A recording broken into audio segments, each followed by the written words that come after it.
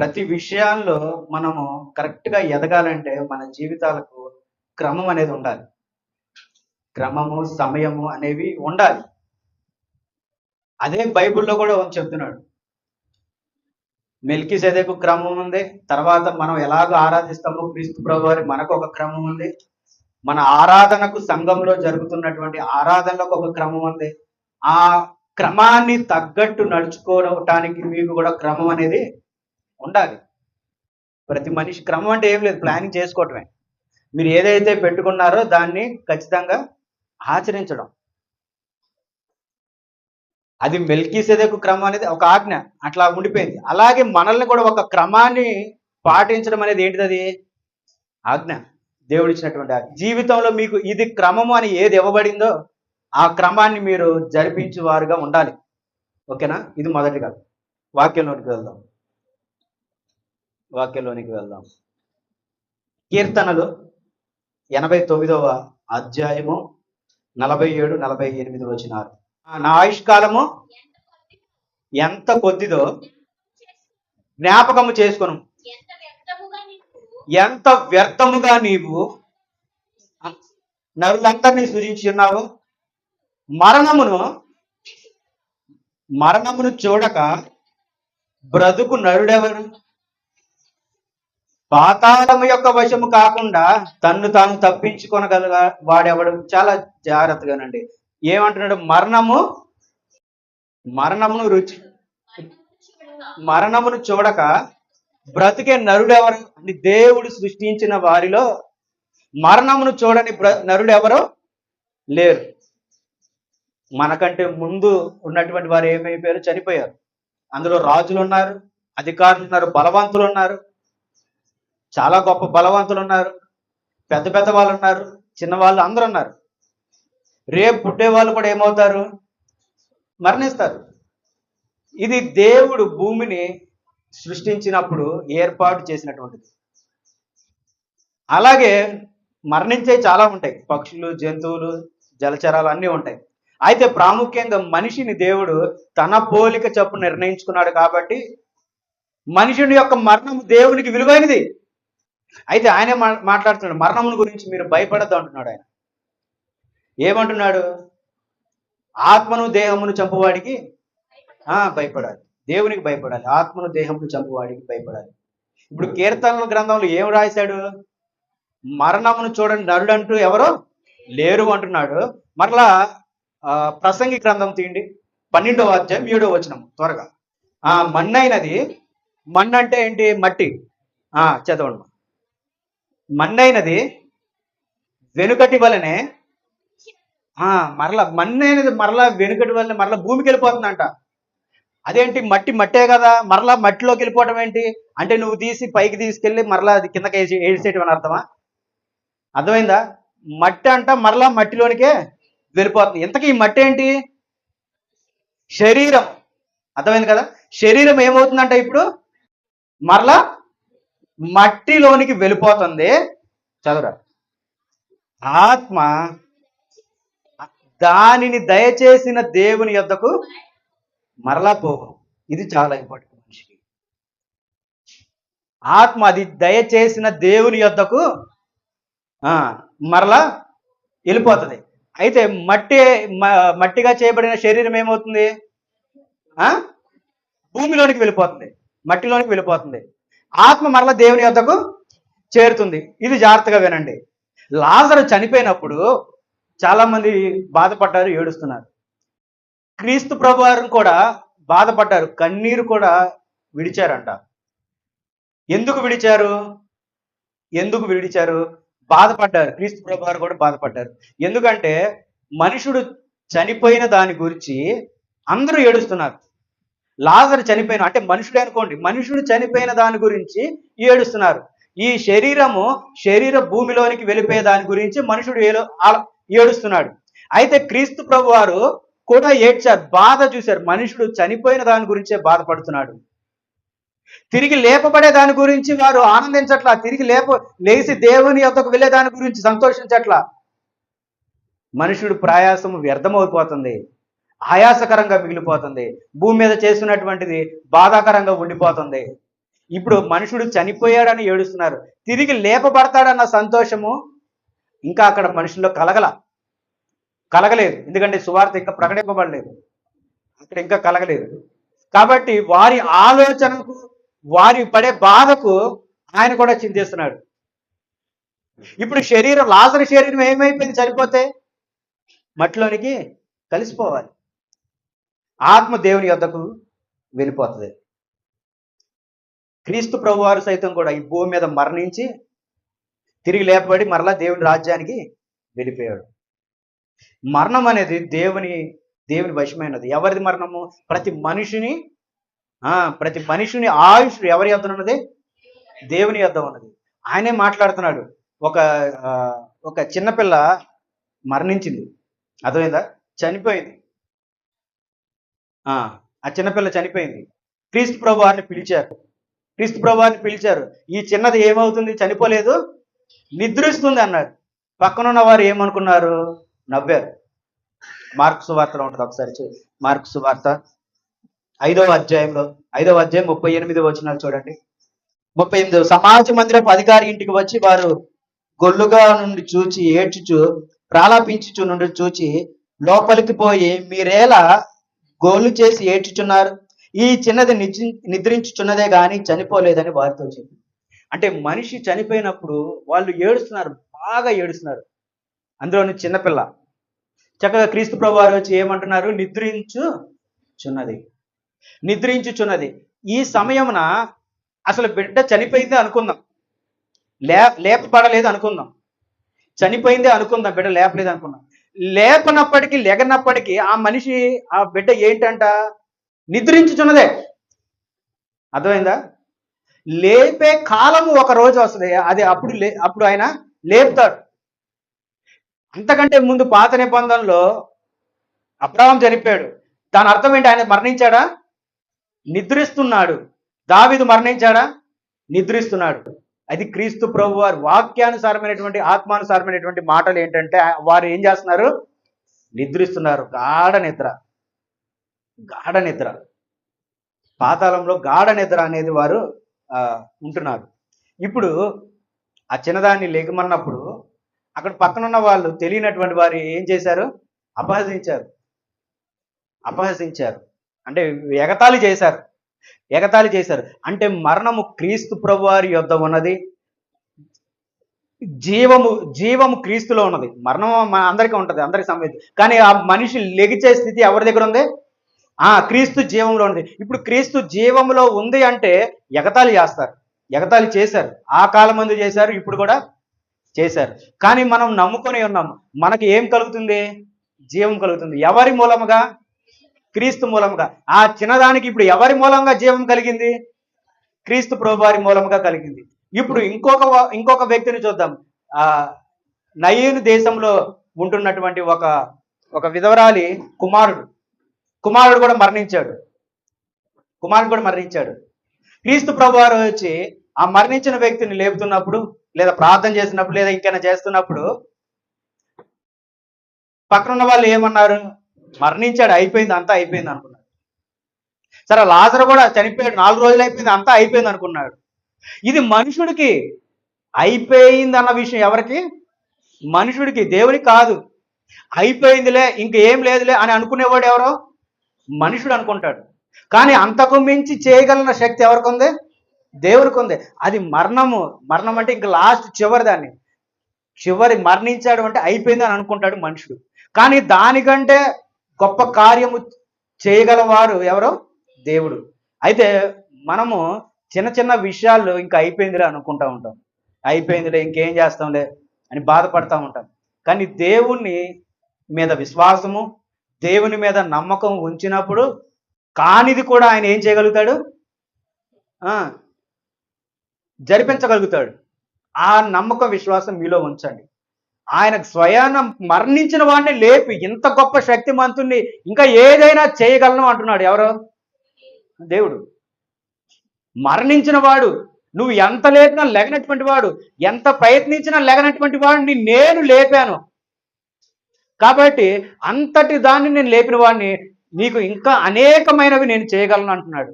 నీకు ఆ గొప్ప శక్తి నీకు అది ఇస్తానంటున్నాడు దేవుడు. కాబట్టి అయిపోయింది అని ఎప్పుడు ఏ విషయంలో మనము నిరుత్సాహపడకండి ఎవరు. అయిపోయిందిలే అని ఎవరు నిరుత్సాహపడకండి. ఇంకా బలంగా ఆ దేవునిలో ఉండండి. ఇంకా ఆత్మీయంగా స్థిరపడండి. ఇంకా గొప్పగా స్థిరపడండి. మన జీవితాలు ఇట్లాగా ఆగిపోయినాయి అని ఎవరు చింతించకూడదు. దేవునికి అసాధ్యము కానిది ఏదీ లేదు. అన్ని సాధ్యమే. ఆయనకి అన్ని సాధ్యమే. కాబట్టి మీ చింత యావత్తు ఆయన మీద వేయుడు. మీ మీ మీ నిరుత్సాహం అంతా ఎవరి మీద వేయాలి? దేవుని మీద వేయండి. మీ బలహీనత అంతా ఆయనకి తెలియపరచండి. ఆయన బలపరుస్తాడు. అందుకనే దేవుని నమ్ముకోవాలి, మనిషిని కాదు. ఎవరు నమ్ముకోవాలి? దేవుని నమ్ముకోవాలి. కాబట్టి మనుషుడు మరణమును గురించి చాలా చాలా ఆలోచన చేస్తూ ఉంటాడు. మరణం గురించి చాలా ఆలోచన చేస్తాడు. గుండె జబ్బు రాంగలోనే ఇంకా స్థితి ఏంటి? మరణపు స్థితి అనుకుంటా ఉంటాం. ఇంకేదైనా రోగం రాంగలోనే మరణపు స్థితి అనుకుంటా ఉంటాం. భయపడిపోతూ ఉంటాం. భయపడాల్సింది అనారోగ్యానికో మరణానికో ఆయుష్ తక్కువ ఉందో కాదు. ఆయన ఒకటే చెప్తున్నాడు, నువ్వు ఆత్మలు బలంగా ఉన్నావా బలహీనుడిగా ఉన్నావా నిర్ణయించుకో. బలంగా ఉన్నామా బలహీనంగా ఉన్నామా నిర్ణయించుకోవాలి. తద్వారా మనం చేయవలసినవే మనం చేయాలి. అర్థమైందా? ఇప్పుడు మనము ప్రసంగి గ్రంథం 12వ అధ్యాయం 7వ వచనంలో ఏం చదివాము? శరీరము మట్టిలో కలిసిపోతుంది, ఆత్మ దేవుని యొద్దకు వెళ్తుంది. ఈ రెండింటిని వేరు చేస్తుంది. అర్థమైందా? ఈ రెండింటిని వేరు చేస్తుంది. అంటే శరీరము మట్టిలోకి వెళ్ళిపోతుంది, ఆత్మ దేవుని యొద్దకు వెళ్తుంది. ఇది ఒక్కసారి జరుగుతుంది. ఆత్మ దేవుని యొద్దకు వెళ్తుందా లేక ఆత్మ అగ్నిలోనికి వెళ్తుందా అన్నది ఆలోచన చేసుకోవాలి. శరీరం ఖచ్చితంగా ఎక్కడికి వెళ్తుంది? మట్టిలోనికి వెళ్తుంది. అయితే ఆత్మ దేవుని యొద్దకు వెళ్తుందా, ఆత్మ అగ్నిలోకి వెళ్తుందా, నిత్య నరకాగ్నిలోకి వెళ్తుందా అన్నది మీరు ప్రశ్నించుకోవాలి. ఎలా ప్రశ్నించుకుంటారంటే మీ ఆలోచనలు, మీ అలవాట్లు, మీ క్రమము చొప్పుననే అది ఎక్కడికి వెళ్తుంది అనేది మీరు నిర్ణయించుకుంటారు. ఎఫెసీయులకు రాసిన పత్రిక 4వ అధ్యాయము 18వ వచనం. వారైతే అంధకారమైన మనసు గలవారై తమ హృదయ కాఠిన్యము వలన తమలో ఉన్న అజ్ఞానము చేత దేవుని వలన కలుగు జీవముల నుండి, చూడండి, దేవుని చేత కలుగుబడిన జీవంలో నుండి వేరుపరచబడ్డారంట. వేరుపరచబడిన వారే వేరైపోయారు. ఆ జీవం నుండి ఏమవుతున్నారు? వేరైపోయారు. ఎందుకు వేరైపోయారు? అజ్ఞానం చేత. ఏంటి అజ్ఞానం? పోని చూడండి, వేరైపోవడానికి కారణము మీలో ఉన్న అజ్ఞానం అంటే ఇంకేం లేదు, పాపమే. ఆ జీవంలో నుండి మిమ్మల్ని వేరు చేసేది ఏంటి? పాపమే. చూడండి, మరణము ప్రతి మనిషికి ఉంటది. ఆ మరణము నుండి క్రీస్తు ప్రభువారు ఎక్కడికి తీసుకెళ్తున్నాడు? జీవంలోనికి తీసుకెళ్తున్నాడు. కానీ మీరు వేరైపోయి ఉన్నారంట. ఎందుకు వేరైపోయి ఉన్నారు? పాపము. అదే మాట ప్రకటన గ్రంథం 3వ అధ్యాయం 1వ వచనం చూడండి. నీ క్రియలను నేను ఎరుగుదును, ఏమనగా జీవించుచున్నావన్న పేరు మాత్రమే ఉంది, నీవు మృతుడివే. నువ్వు వేరుపరచబడ్డావు. ఎందుకు వేరుపరచబడ్డావు? నువ్వు పాపంలో ఉన్నావు కాబట్టి వేరుపరచబడ్డావు. అజ్ఞానంతో ఉన్నావు కాబట్టి వేరుపరచబడ్డావు. నువ్వు బ్రతికి ఉన్నవాడివే కానీ మృతుడవే. బ్రతికి ఉంటున్నాం కాబట్టి మనం ఏంటంట? అసలు చనిపోయిన వారమేనంట. ఇది ఆత్మ విషయంలో దేవుడు మాట్లాడుతున్నటువంటి విషయం. నువ్వు మళ్ళీ నా ఎదుటంగా వచ్చావు, ఇదిగో కాళ్ళు, ఇదిగో చేతులను ఎత్తి చూపించి, నాలుగు చూపించి, కళ్ళు చూపించి నేను బతికే ఉన్నాను అంటే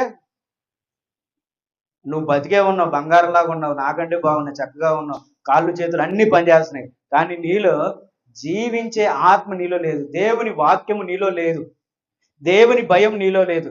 ఇష్టానుసారమైనటువంటి జీవితం, కుళ్ళు పట్టినట్టు మనసు, దుర్మార్గపరమైనటువంటి మనసు, మోసకరమైనటువంటి ఆలోచన, సొంత కార్యములతో కూడినటువంటి ఆలోచన, ఇష్టానుసారమైనటువంటి ఆలోచన, పాపపు జీవితంతో జీవించే ఆలోచన, దేవుని యందు భయం లేనటువంటి జీవితం. నువ్వేంటి? మృతుడవే. మృతుడివే. అయితే దేవుని ఉద్దేశంలో దేవుని చిత్తంలో ఉన్నటువంటి వారు వారు ఎల్లప్పుడూ జీవం కలిగి ఉంటారు. ఆత్మలో బలపరచబడిన వారు ఏమవుతున్నారు? జీవం కలిగి ఉంటున్నారు.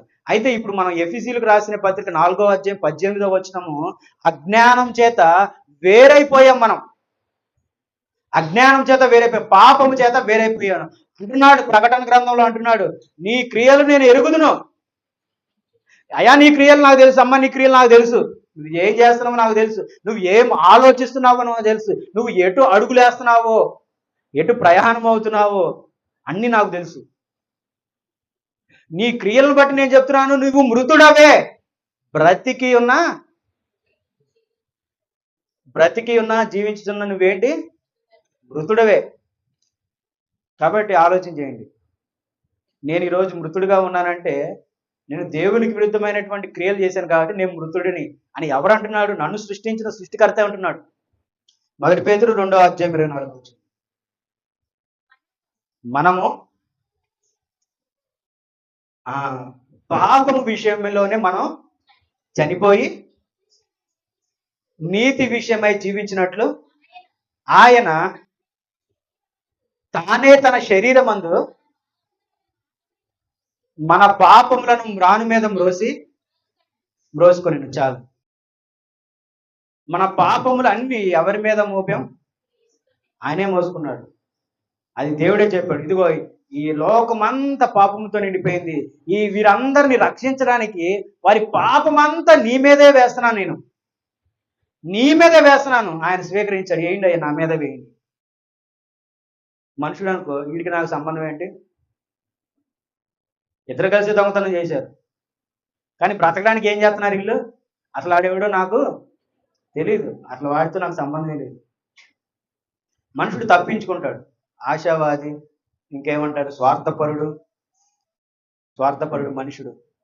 కానీ క్రీస్తు ప్రభు వారు ఈరోజు నేను చేసినటువంటి పాపము, నేను పుట్టిన కాలం నుండి ఈ రోజు వరకు చేసినటువంటి పాపము ఎవరి మీద నేను వేశాను? క్రీస్తు ప్రభు వారి మీద. ఆయనే స్వయంగా వచ్చి, ఇదిగో నీ పాపము, ఇదిగో పలానా రోజు చేసినటువంటి పాపము, పలానా సమయంలో నువ్వు చేసినటువంటి పాపము. పాపం అంటే అన్నీ వస్తాయండి, అన్నీ వస్తాయి. ఒకటే దాని గురించి ఆలోచించాలి, అన్నీ వస్తాయి. ఈ కాలమున నువ్వు చేసినటువంటి తప్పిదములు, ఈ అపరాధములు, వీటన్నిటిని నేను భుజాన వేసుకుంటున్నాను.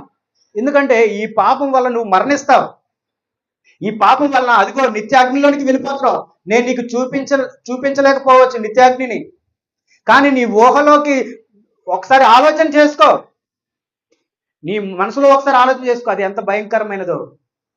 కాబట్టి దానిలోనికి నువ్వు వెళ్ళిపోతావు. కాబట్టి నువ్వు వెళ్ళటానికి కాకుండా ఏం చేస్తున్నాడు? అదంతా ఆయన వేసుకుంటున్నాడు.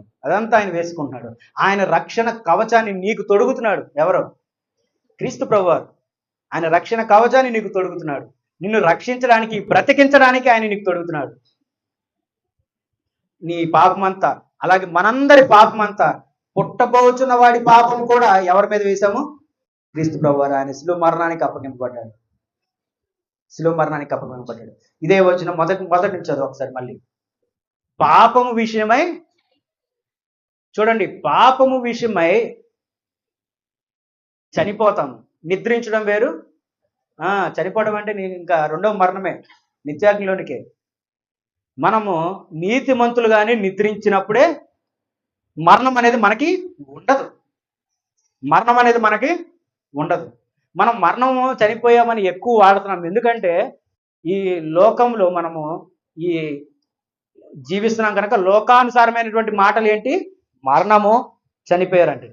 అదే చాలా చాలా చోట్ల నిజంగా దేవుని సంఘాలలో ఏమని రాస్తారు? అనేక దేశాల్లో కూడా వారు ఏం చేస్తున్నారంట? నిద్రిస్తున్నారు. వారు జస్ట్ పడుకున్నారు అంతే, జస్ట్ నిద్రపోతున్నారు. చాలా కాన్ఫిడెంట్గా సంతోషంగా ఉంటారు, అధైర్యపడరాలు. ఎందుకంటే గ్రంథం వారికి మొదటి నుంచి గ్రంథం ఉండిపోయింది. వాళ్ళకి మొదటి నుంచి దేవుని మాటలు వాళ్ళకు ఉండిపోయినాయి. వాళ్ళు ఎంత ధైర్యంగా ఉంటారంటే మరలా మేము కలుసుకుంటామన్న ధైర్యంతో వాళ్ళు బ్రతుకుతారు. మరొక నిమిషం చనిపోతున్నప్పటికీ వాళ్ళు ధైర్యంగా ఉండగలుగుతారు. ఎందుకంటే ఆ గ్రంథం యొక్క మాటలు ప్రతిదీ వారు తీసేసుకున్నారు. మరలా మేము కలుసుకుంటాము అంత. అయితే మనం ఎక్కువగా మరణిస్తున్నాం, చనిపోతామని రాసుకుంటాం. అంటే ఆ మనిషిని ఇక చూడము, కానీ దేవుని వాక్యములో ఆత్మలో వారు ఏమవుతున్నారంట? నిద్రిస్తున్నారు. నిద్రిస్తున్నారు. ఇప్పుడు మళ్ళా చదువుతాం. ఇప్పుడు ఏంటి అంటున్నాడు అక్కడ? మనము పాపం విషయంలో చనిపోతున్నాం. పాపం విషయంలో చనిపోయి నీతి విషయమై జీవించడానికి, ఇది క్రీస్తు ప్రభువారు శిలువ మరణానికి అప్పగింపబడ్డవారు. పాపం విషయంలో మనం మరణం చేసి నీతి విషయంలో మనం ఏమవ్వాలి? జీవించాలి. జీవించినప్పుడు దేవుని రాజ్యంలో మనం స్థిరంగా ఉండగలుగుతాం, స్థిరపరచబడగలుగుతాం. ప్రకటన గ్రంథము కీర్తనలు 116, కీర్తనలు 116, 15వ అధ్యాయం. యెహోవా భక్తుల మరణము, యెహోవా భక్తుల మరణము ఆయన దృష్టికి ఎంతో విలువ కలదంట. చూడండి, ఆయనకు విలువైనటువంటి వారు నోవాహు, ఆయనకు విలువైనటువంటి వారు అబ్రహాం, ఆయనకు విలువైనటువంటి వారు సమూయేలు, ఇస్సాకు, యాకోబు, ఆయనకు విలువైనటువంటి వారు యోసేపు, ఆయనకు విలువైనటువంటి వారు ఎవరు? మోషే, ఆయనకు విలువైనటువంటి వారు. అందుకే మోషే చనిపోయినప్పుడు దేవదూతలకి సాతానుడికి ఏం జరిగింది? చనిపోయాడు కదా, ఇంకెందుకు పనికిరాదు శవాన్ని పడేశారా?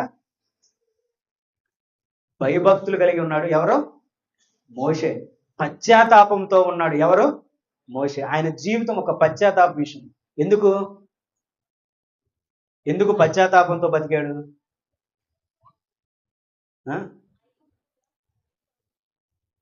అది వేరు. హత్య చేసిన తర్వాత ఆయన ఎన్నుకున్నాడు దేవుడు. కాదు. పశ్చాత్తాపం ఎందుకు అంటే, కోపంతో 2 పలకలను ఏం చేశాడు ఆయన? దేవుడు ఇచ్చినటువంటి ఆజ్ఞలను ఆయన ఇసురుకొట్టాడు. కోపంతో ఇసురుకొట్టాడు. కాబట్టి అప్పటి నుండి అసలు మనుషుడి గురించి నేను అంత కోపపడాల్సినటువంటి విషయం ఏంటి? దేవుడిచ్చిన పలకలను, దేవుడిచ్చినటువంటి మాటను, దేవుడిచ్చినటువంటి ఆజ్ఞలను వారికి తెలియపరచడమే నా పని, వాళ్ళకి ఇవ్వటమే నా పని. కానీ ఈ సమయంలో నేనేం చేశాను? కోపంతో ఆ పలకలను ఏం చేశాను? పశ్చాత్తాపంతో ఉన్నాడు. బ్రతుకంతా ఆయన ఏమయ్యాడు? పశ్చాత్తాపంతో ఉన్నాడు. చాలా కఠినంగా ఉంటాడు దేవుడు. చూసారా? అసలు ఇజ్రాయెల్ దేశానికి నడిపించడానికి నాయకత్వం వహించినటువంటి మోషేను అక్కడ ఒక్క అడుగు కూడా పెట్టనీయకుండా అక్కడ ఆపేశాడు. ఏది? పలకల్ని విసిరినందుకే ఆయన ఆ వాగ్దాన దేశంలోనికి అడుగు పెట్టలేదు. మనం ఎన్ని తప్పులు చేసి ఉంటాం? ఎన్ని తిట్టుంటాం, ఎన్ని మోసాలు చేసి ఉంటాం, ఎన్ని గిరాట వేసి ఉంటాం, ఎన్ని కోపంతో ఎన్నిసార్లు పలుకొరుకున్నాం. అన్ని ఏం చేయాలి? అని చంపేయాలి. అన్ని మాటలు వదిలే కానీ ఎన్ని తిట్టుకొని ఉంటాం లోపల, ఎన్ని గొడవాడుకునేటప్పుడు ఎన్ని తిట్టుకొని ఉంటాము, ఎన్ని మోసపూరిత ఆలోచనలు, ఎన్ని కుళ్ళుతో కూడినటువంటి ఆలోచనలు మనం చేసుకొని ఉంటాం. యెహోవా యందు భయభక్తులు మరణము ఎంతో ఆయన దృష్టికి ఎంతో విలువ గలది. అలాగే ఏలియా తర్వాత ఇంకొక అతను ఉన్నాడు. ఎవరైనా? ఏలియా తర్వాత ఆయన శిష్యుడు ఎలీషా గారు మరణించినప్పుడు, ఆయన భూమిలో పాతిపెట్టారు. ఆయన ఎలీషా అనుకోండి, మరణించినప్పుడు భూమిలో పాతిపెట్టారు. అదే పాతిపెట్టిన చోట ఒక వ్యక్తిని పాతిపెట్టినప్పుడు అంట ఆ వ్యక్తి బ్రతికాడు. ఆ ఎముకలు తగిలి ఆ వ్యక్తి బ్రతికాడు. చూడండి, ఆయన యందు భయభక్తులు గల వారి యొక్క మరణం ఆయన దృష్టికి ఎంతో విలువైనది. చూడండి, ఎలీషా గారిని పాతిపెట్టారు. శరీరం ఏమైపోయింది? మట్టిలో కలిసిపోయింది. ఎముకలు అట్లాగే ఉండిపోయినాయి. ఎక్కడైతే ఎలీషా గారిని పాతిపెట్టారో ఒక మనిషి చనిపోతే తీసుకెళ్ళి అక్కడ పాతిపెట్టినప్పుడు ఆ ఎముక తగిలి ఆ మనిషి ఏమయ్యాడు? బ్రతికాడు. అంటే మనిషి చనిపోయినా సరే ఆ భయభక్తులు ఎవరైతే ఉన్నారో వారి మరణం ఆయనకు విలువైనది, ఎంతో విలువైనది. మనుషులు ఒక రాజకీయ నాయకుడు కానీ, ఒక పెద్ద సెలబ్రిటీ కానీ చనిపోతే చాలా మంది జనాలు వస్తూ ఉంటారు. అర్థమైందా? చాలా మంది జనాలు వస్తారు. ఈ మనుషులందరూ ఆ వ్యక్తిని చూడడానికి వస్తారు. సెలబ్రిటీ కదా, గొప్పోడు కదా, నేను కూడా చూద్దామని అనుకుంటాడు దేవుడు. ఆయన గొప్ప సెలబ్రిటీ. ఆయన గొప్ప సెలబ్రిటీ. ఆయన ఒక నరుడు, దేవుని దృష్టికి ఆయన ఒక నరుడు అంతే. చనిపోయాడు, పాతిపెట్టబడ్డాడు. అయితే భయభక్తులు గల వారి దృష్టికి వారి యొక్క మరణము ఎంతో విలువైనది. సాధారణంగా ఆయన పోనివ్వడు భయభక్తులు గల వారి పని పూర్తయ్యేంత వరకు ఆయన రక్షించుతూనే ఉంటాడు క్రీస్తు ప్రభువు. అది తండ్రి అయిన దేవుడు. ఇంకా తర్వాత చదువు, తర్వాత ఏముంది?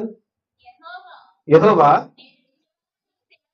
నేను నిజముగా నీ సేవకుడును.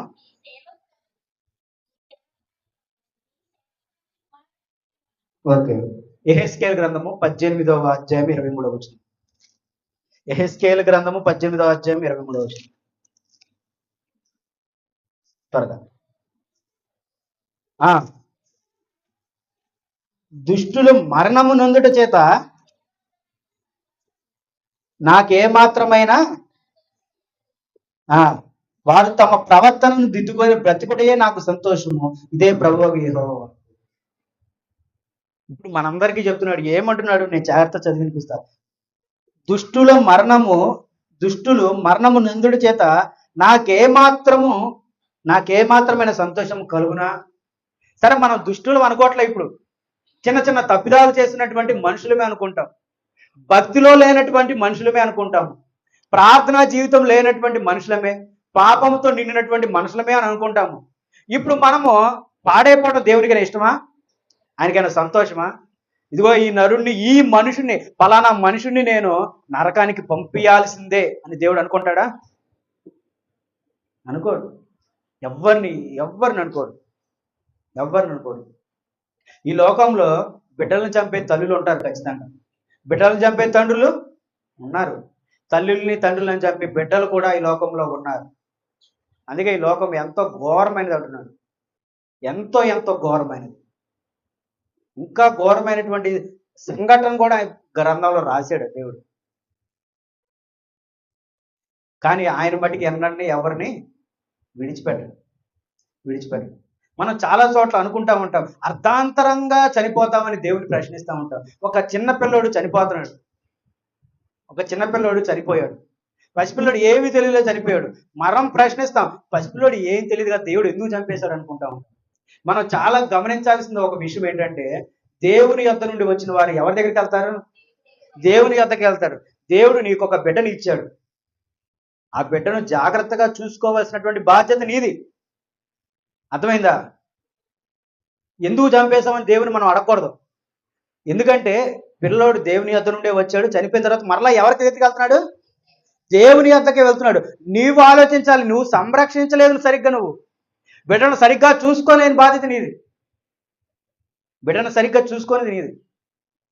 ప్రతి మనిషి దేవుడి యొద్ద నుండి వస్తాడు, దేవుని యొద్ద నుండి తిరిగి వెళ్ళిపోతాడు. కాబట్టి అకాల మరణాలు ఎందుకు సంభవించినాయి అంటే మనం ప్రశ్నించడానికి ఏమీ లేదు అక్కడ.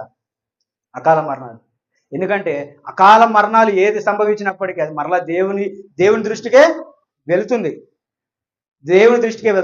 వారి తీర్పును బట్టి ఒకవేళ చిన్నపిల్లలు అయితే మరలా ఆయన యొద్దనే ఉంటారు. అయితే పెద్దవాడై ఉండి జ్ఞానము తెలివి ఉన్నవాడు అయితే ఖచ్చితంగా వారికి తీర్పు అనేది ఉంటది. వారి తీర్పును బట్టే వారికి జీవ మరణాలు దేవుడు మాట్లాడతాడు. అయితే మనమైతే ఏర్పరచుకున్నటువంటి వారం, కొనబడినటువంటి వారం. ఎప్పుడన్నా వాక్యం విన్నావా అంటే విన్నాను అంటావు నువ్వు. మరి ఎందుకు పాపం చేసావు అంటాడు. నీ దగ్గర సమాధానం లేదు. నిన్ను నువ్వు ప్రశ్నించుకో. దేవుడు నిన్ను అడిగే ప్రశ్నలను నువ్వు ముందుగానే ప్రశ్నించుకో.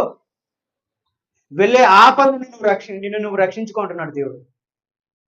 వచ్చే శ్రమల నుండి నువ్వు రక్షించుకుంటున్నాడు. ఈ భూలోకం మీద ఎంతన్నా శ్రమపడు, ఎంతన్నా కష్టపడ్డా శ్రమపడ్డా నువ్వు ధన్యుడివి అంటున్నాడు దేవుడు. అయితే నిత్యాగ్నిలోనికి, మరణంలోనికి వెళ్ళే జీవితాన్ని నీకు వద్దు అంటున్నాడు క్రీస్తులో. ఒకసారి ఆలోచించుకొని ఈ హృదయాన్ని పరిశీలించుకో, నిన్ను ప్రశ్నించుకో. ప్రకటన గ్రంథం 14వ అధ్యాయం. నువ్వు మారాలంటే నీ అదే వచ్చిన వారు తమ ప్రవర్తనను దిద్దుకొని బ్రతుకుటే నాకు సంతోషం. ప్రవర్తనను దిద్దుకోవాలి. మీరు ప్రవర్తనని దిద్దుకోవాలి. వ్యక్తిగత ప్రవర్తన మనిషికి ముఖ్యము. నా ప్రవర్తన ఏంటో నాకు తెలుసు. అర్థమైందా? నా ప్రవర్తన ఏంటో నాకు తెలుసు. నేను ఒక మనిషిని ఎలాగ గౌరవిస్తున్నాను, ఒక మనిషిని ద్వేషిస్తున్నానా లేదా గౌరవిస్తున్నానా, వారి క్రియలను బట్టి నేను ద్వేషించచ్చా? అర్థం చేసుకుంటున్నారా? నేను అసలు ద్వేషించచ్చా? ద్వేషించమని నాకు చెప్తున్నారా గ్రంథం? దేవుడు చెప్తున్నాడా నాకు ద్వేషించమని? వారిని ద్వేషించమంటున్నాడా, వారిని ప్రేమించమంటున్నాడా? వారితో కలిసి నడవమంటున్నాడా, వారిని విడిచిపెట్టేయమంటున్నాడా అనేది నువ్వు ప్రశ్నించుకోవాలి. మనిషిని విడిచిపెట్టద్దు, వారి లక్షణాలను వదిలిపెట్టు కావాలంటే. అందుకంటున్నాడు దుష్టుడి ఆలోచన చప్పు నడవక అన్నాడు.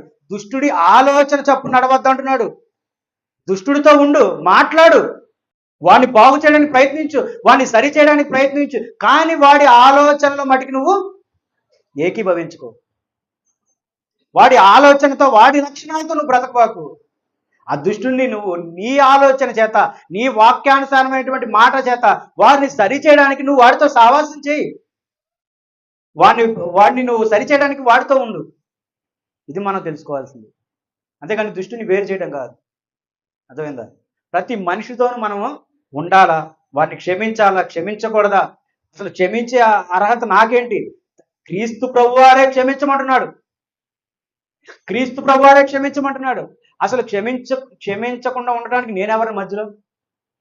నా దేవుడే క్షమించమంటుంటే, నా యజమానుడు క్షమించమంటున్నాడు, నాకు రోజు అన్నం పెట్టేవాడు క్షమించమంటున్నాడు, నాకు రోజు డబ్బు ఇచ్చేవాడు క్షమించమంటున్నాడు, నన్ను నడిపించే సృష్టికర్త నన్ను క్షమించమంటుంటే మధ్యలో నేనెవరిని? నీకంటూ నాకు దేవునికంటూ వేరు వేరు ఆలోచనలు ఉండకూడదు. దేవుడి ఆలోచనే నీ ఆలోచనగా ఉండాలి. దేవుడి నడిపింపే నీ నడిపింపుగా ఉండాలి. దేవుని మాట నీ మాటగా ఉండాలి. దేవుని మాట నీ మాటగా ఉండాలి. ఇదే దేవుడు చెప్తున్న మాట. కాబట్టి నీ ప్రవర్తనని దిద్దుకోవాలంట. నువ్వు ఎట్లా దిద్దుకోవాలి? పలక మీద రాసి ప్రవర్తన దిద్దుకోవాలి. దిద్దుతావా? చిన్నపిల్లలకి దిద్దినట్టు స్లేట్ మీద దిద్దుతారా? నీ ప్రవర్తనను దిద్దుకోవాలి. కోపంతో ఉన్నావు అంటే నువ్వేం చేసుకోవాలి? నీ కోపాన్ని నువ్వు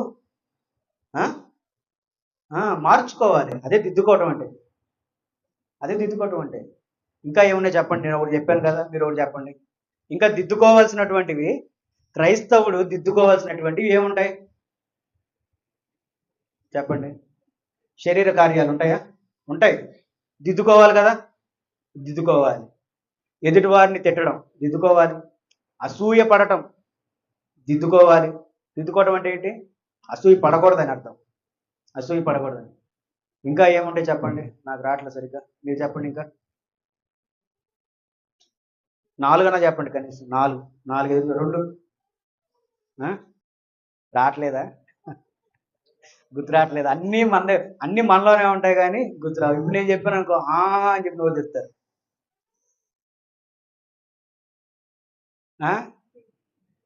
అన్నీ ఉన్నాయి. అన్ని అవలక్షణాలన్నీ క్రైస్తవుడి దగ్గర కంటే ఎవరి దగ్గర ఎక్కువ ఉండవండి. అన్ని అవలక్షణాలు, అన్ని చిరాకులు, అన్ని ద్వేషాలు, అన్ని పాపాలన్నీ ఎవరి దగ్గర ఉంటాయి? క్రైస్తవుడి దగ్గర. అసలు క్రైస్తవుడు అనకూడదు. వాళ్ళు క్రైస్తవులే కాదు. అది క్రైస్తవులే కాదు, వేషధారులు అనొచ్చారు. వేషధారులు ఊరికే కూర్చునేటోళ్ళు వారంతా వేషధారులు. పండగ క్రైస్తవులు అంటారు. పండగ క్రైస్తవులు. సంక్రాంతికి ఎవరు వస్తారు? చిన్నప్పుడు వచ్చేవాళ్ళు. ఇప్పుడు వస్తున్నారు లేదా? గంగిరెత్తులు వేసుకుని వాళ్ళని ఏదో అంటారు. ఇంకా చండాల పదం ఉంటుంది, వాళ్ళని ఎక్కిరిచ్చే పదం లాగా ఉంటుంది.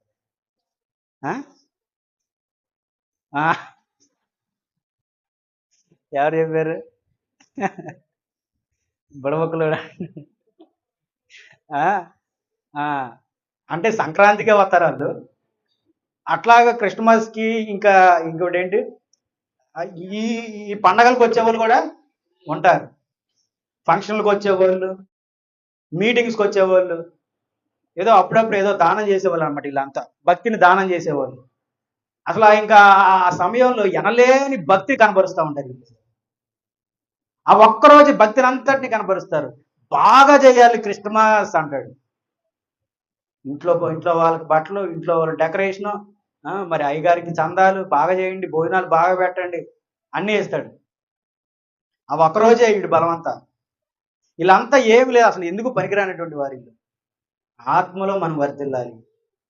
నీ దగ్గర రూపాయి ఉన్నా లేకపోయినా యోబులాగా మంచి అనారోగ్యం ఉన్నప్పటికీ కూడా యోబు చక్కగా అనారోగ్యం ఉన్నా దేవుడే కావాలంటున్నాడు. భార్యని పొమ్మంటున్నాడు, స్నేహితుల్ని పొమ్మంటున్నాడు. ఆల్రెడీ బెట్లో పోయారు, మొత్తం పోయింది. ఎవరు కావాలనుకుంటున్నాడు? అన్ని పోయినా దేవుడే నాకు కావాలంటున్నాడు ఆయన. మనము ఆ స్థాయిలోకి వెళ్ళాలి. దేవుడు కావాలన్న స్థితిలోనికి మనం వెళ్ళిపోవాలి. దేవుడి మీద ఆధారపడే మనం జీవించాలి. కాబట్టి నీ ప్రవర్తనను దిద్దుకోకపోతే అది వ్యర్థమే. ఎంత చేసినా వ్యర్థమే. ఈరోజు మీరు కూర్చుండి కూడా నేను ఎంత చెప్పి కూడా ఏమవుతాను, నేను ప్రవర్తన దిద్దుకోకపోతే వ్యర్థుడను. నీ ప్రవర్తన నువ్వు దిద్దుకోకపోతే వ్యర్థుడవే. ఆలోచించుకోండి, దేవునికి ఇష్టమైనటువంటి ప్రవర్తన ఏంటి? నన్ను నా భార్యతో గొడవడమంటున్నాడు నన్ను, అది దేవునికి ఇష్టమా? కాదు. దిద్దుకో. భర్తను అవగౌరవపరచడము దేవునికి ఇష్టమా? కాదు. దిద్దుకో. తల్లిదండ్రులను దూషించడం గొప్పతనమా? కాదు. దిద్దుకో. చూడండి, మనకు దిద్దుకోవాల్సినటువంటి చాలా ఉన్నాయి. కాబట్టి ఆలోచన చేయండి. ప్రవర్తనను దిద్దుకోమంటున్నాడు. అప్పుడే ఎవరికి సంతోషము? దేవునికి సంతోషం. ప్రకటన గ్రంథము 14వ అధ్యాయం 13, చివరిగా ముగించుకుందాం. ప్రకటన గ్రంథము 14వ అధ్యాయం 13వ వచనం ఒకరు చదవండి. అంతటా ఇప్పటి నుంచి ప్రభువునందు మృతులు ధన్యులంట. ప్రభువునందు ఎవరు చనిపోయినా అది రాసేస్తారు. ప్రభువులో ఉన్నా లేకపోయినా చక్కగా మహిమ ప్రవేశం అని రాస్తారు. ఇంకేం రాస్తారు? పరలోక ప్రవేశం అంటారు, పరలోక పిలుపు అంటారు, మహిమ ప్రవేశము. ఇంకా అసలు కళాకారులు ఉంటారు, రచయితలు. అలా అంతా గొప్ప గొప్ప రచయితలు మంచి మంచి పదాలు రాసేసి పిలుస్తున్నారు. చూడండి, మంచిదే, వారి జీవితం మనకు తెలియదు కాబట్టి రాస్తారు. కానీ రాసినా రాయకపోయినా నీ జీవితం వాటికి బాగుంటే దేవుని చేరతాం. నువ్వు అనాథగా చనిపోయావు, నీకు ఏ కార్యక్రమాలు ఎవరు ఏం చేయట్లా. నువ్వు ఒక అనాథగా చనిపోయావు, మున్సిపాలిటీ వాళ్ళు వచ్చి నిన్ను కాల్ చేశారు. ఎలావా నువ్వు మహిమా ప్రవేశంలోనికి? ఎలావా నువ్వు అక్కడ గుంటలో పాతి పెట్టి పూలేసి తర్వాత వాళ్ళందరికీ భోజనాలు పెట్టి చిన్నప్పుడైతే కొబ్బరి బెల్లం మరమరాలు అన్ని ఇచ్చేవాళ్ళు చేతిలో పెట్టి. ఎందుకు ఇచ్చేవాళ్ళు నాకు తెలియదు. మళ్ళీ ఆ మట్టి చేసిన తర్వాత అక్కడ కొన్ని పూలు చల్లుతారు, అక్కడ మళ్ళీ అగరొత్తులు వెలిగిస్తారు, 2 రోజులు భోజనాలు కూడా పెడతారు ఆయనకి, ఆవిడకో ఆయనకో. లోకంలో ఉండాల్సినటువంటివి ఉన్నాయి. ఇప్పుడు అనాథ దేవుల్లో బ్రతికి ఒక అనాథ చనిపోయాడంట. మున్సిపాలిటీ వాళ్ళు ఒక అనాథని కాల్ చేశారు. వెళ్ళడా మరి దేవుని ఎదుగో? వెళ్తాడా? ఎలా వెళ్తాడు మరి? భోజనాలు ఏం పెట్టలేదు నువ్వు, మరి ఆయన గుంటలో పోతలేదు, పూలదండలు వేయలేదు, ప్రార్థన చేయలేదు, ఆయన చనిపోయినప్పుడు కార్యక్రమాలు చేయలేదు, తలస్నానం చేయలేదు, ఆయనకి బట్టలుగా కొత్త బట్టలు వేయలేదు మళ్ళీ ఆయనకి. మరి చనిపోయాడు, మరి వెళ్ళిపోతాడు? అట్లాగా వెళ్ళిపోతాడా? ఇవన్నీ చేస్తేనే కదా వెళ్ళేది. ఇవన్నీ చేస్తేనే కదా. మనుషుడు చూడు ఎంత వ్యర్థమైనటువంటి చేస్తున్నాడు. గుర్తు కోసం సమాధి కూడా కట్టుకుంటాడు. గుర్తు కోసం కొంతమంది డిజైన్ కొత్తగా ఇది ఇప్పుడు ఇల్లు కట్టే వాళ్ళని ఇంటీరియర్ డిజైనర్ కన్స్ట్రక్షన్స్ అన్నట్టు రేపు సమాధులు కట్టే వాళ్ళు కూడా వచ్చేస్తారు. సమాధుల కన్స్ట్రక్షన్స్ అంటాడు. పెరిగిపోతాయి, స్థలాలు కూడా పెరిగిపోతాయి ఈసారి. మా సమాధికి ఎక్కువ స్థలం కావాలి, సెంటు భూమైనా కావాలి మాకు. ఈరోజు పెద్ద పెద్ద నాయకులు చనిపోతే వాళ్ళకి ఎకరాలు ఇచ్చేస్తారు, వాళ్ళకి డిజైన్తో సమాధులు కడతా ఉంటారు. రోజు అక్కడ ఒక కాపలా ఉంటాడు, దాన్ని శుభ్రం చేస్తాడు, దాన్ని కడుగుతాడు, దండలేస్తాడు, చూసేటోళ్ళు వెళ్తారు. ప్రతి సంవత్సరం వెళ్ళి దానికి మొక్కాల్సిందే దండలు. ప్రతి సంవత్సరం వెళ్ళి, అందుకే సమాధుల పండుగ కూడా అంటున్నారండి. ఏముంది సమాధి? ఖాళీ సమాధి, మరణం. అది ఖాళీ సమాధి, అందులో ఏమనుందా? ఏం లేదు. మరి ఇందా చెప్పావుగా ఎలీషా చనిపోయినప్పుడు ఎముకల్లో బలం ఉందని, మరి ఇందులో ఎందుకు లేదంటున్నామంట? ఇందులో ఎందుకు లేదంటామట? ఆయన మా అయ్యగారు కూడా ఎంతో భయభక్తులు, ఆయన పాతి పెట్టారు. మరి ఆయన ఆయన ఎముకలు కూడా ఎంతో విలువ కలదు కదా, అందుకే మేము సమాధి కట్టుకొని ఉన్నాము. చాలా వాగ్దోపవాదాలు వస్తూనే ఉంటాయి. చూడండి, అదే ప్రకటన 14:13 మళ్ళీ చదవండి. అంతటా అంతటా ఎప్పటి నుండి జాగ్రత్తగా వినండి, చివరి మాట జాగ్రత్తగా వినండి. అంతటా ఎప్పటి నుండి ప్రభువునందు మృతులు ధన్యులని వ్రాయమని, చూడండి, రాయమని చెప్తుందంట. ఎవరు? చూడండి, పరలోకం నుండి ఒక స్వరము ఎవరితో చెప్పింది? యోహాన్ గారితో. ఎవరు రాశారు? యోహాన్ గారు. ఇదే ప్రకటన ఎవరు రాశారు? యోహాన్ గారు. ఏ యోహాన్ గారు? బాప్తిస్మా ఇచ్చే యోహానా, శిష్యుడు యోహాన్? శిష్యుడు యోహాన్ గారు రాశారు. ఓకేనా? ఒక దూత ఒక స్వరము చెప్పటం విన్నాడంట. ఏ స్వరం ఏం చెప్తుంది? ప్రభువునందు నిద్రించు మృతులు ధన్యులని వ్రాయమని చెప్తుందంట. ఎంత గొప్ప విషయం చూడండి. ఇప్పుడు మనం రాపించుకోవాలి. అసలు రాసినా రాయకపోయిన తర్వాత విషయం, కానీ ఆ జీవితం మటుకి మనకి ఉండాలి. ఎందుకు ఈరోజు మరణం గురించి మాట్లాడుకుంటున్నాం? క్షణంగా మరణం గురించి మాట్లాడుకుంటున్నాం. మరణంకు మనకి చాలా సమయం ఉండొచ్చు. నువ్వు నేను ఇంకొంతకాలం బ్రతకచ్చు, మన పని అయి పూర్తయ్యేంత వరకు బ్రతకచ్చు. కానీ ఆ సమయం కొద్దిగానంట, ఆ కాలం కొద్దిగానంట. ఆ కాలం కొద్దిగా, అది వెంటనే గడిచిపోద్ది. ఏమంటున్నాడు? 1000 సంవత్సరములు ఎన్ని దినాలతో సమానం? ఒక్క దినంతోనే సమానం. ఎవరికి? దేవునికి. 1000 సంవత్సరాలంటే చూడండి, ఆల్రెడీ 2000 సంవత్సరాలు క్రీస్తు ప్రభు వారు మరణించి గడిచిపోయినాయి. మనకి ఎలా గడిచిపోయినాయో తెలియదు, కానీ ఆయన దృష్టికి అవి ఎన్ని రోజులు? 2 రోజులే. మనకు అర్థం కానిటువంటి విషయం అది. ఇక సైంటిస్ట్ కూడా అర్థం కాదు అది. సైంటిస్ట్ కూడా ప్రూవ్ చేయడానికి ఏం లేదు, ఎందుకంటే అది ఆత్మకు సంబంధించినటువంటి విషయము, అదృశ్యమైనటువంటి విషయాలు అవన్నీ. కానీ దేవుడు వాటిని నెరవేరుస్తున్నాడు మనకి. రోమిలకు రాసిన పత్రిక 1వ అధ్యాయం ఒకసారి చూడండి. 1వ అధ్యాయం 18వ వచనం చూడండి.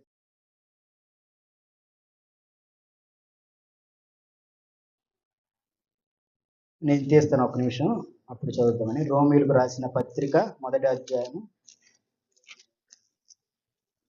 18 చదవండి. దుర్నీతి చేత సత్యమును అడ్డగించు మనుషుల యొక్క సమస్త భక్తిహీనత మీదను దుర్నీతి మీదను దేవుని కోపం పరలోకము నుండి బయలుపరచబడుచు. ఈ వాక్యము ఒకసారి మరలా చదువుకుంటే ఇక్కడ ఏమని రాసిందంటే, అడ్డగించు మనుషుల యొక్క,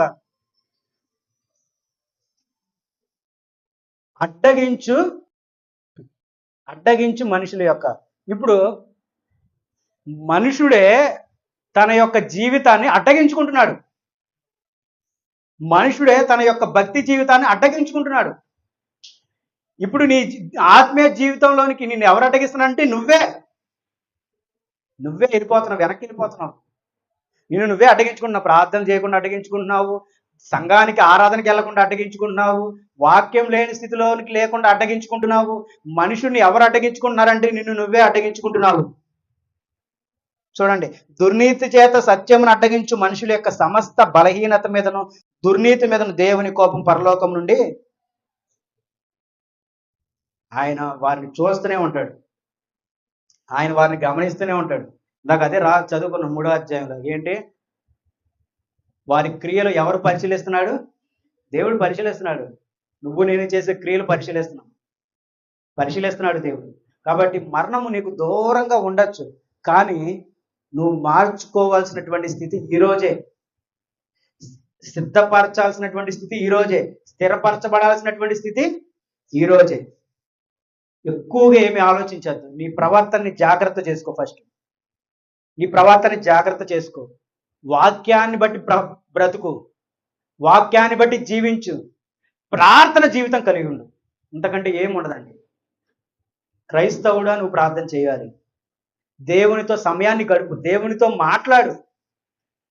దేవునితో మాట్లాడు. అప్పుడే మన జీవితాల్లో ఒక అర్థం వస్తుంది. ఒక ఒక స్థిరంగా ఉండగలుగుతాం. ఒక క్రమశిక్షణ అనేది నువ్వు మెయింటైన్ చేయాలి దేవునితో. లేని యెడల వ్యర్థమే. కాబట్టి మరణమును గురించి భయపడబాకు. అది రేపే వస్తది, లేకపోతే ఈరోజు సాయంకాలమే వస్తది, లేదా నువ్వు నిద్రపోతున్నప్పుడే వస్తది. చెప్తావా రాదని? కాబట్టి వాక్యాన్ని బట్టి ప్రతి ఒక్కరూ ఫలించాలని కోరుకుంటూ, వాక్యం విన్న మీ అందరికీ క్రీస్తు ప్రభువారి నామమున వందనాలు తెలియజేసుకుంటున్నాను.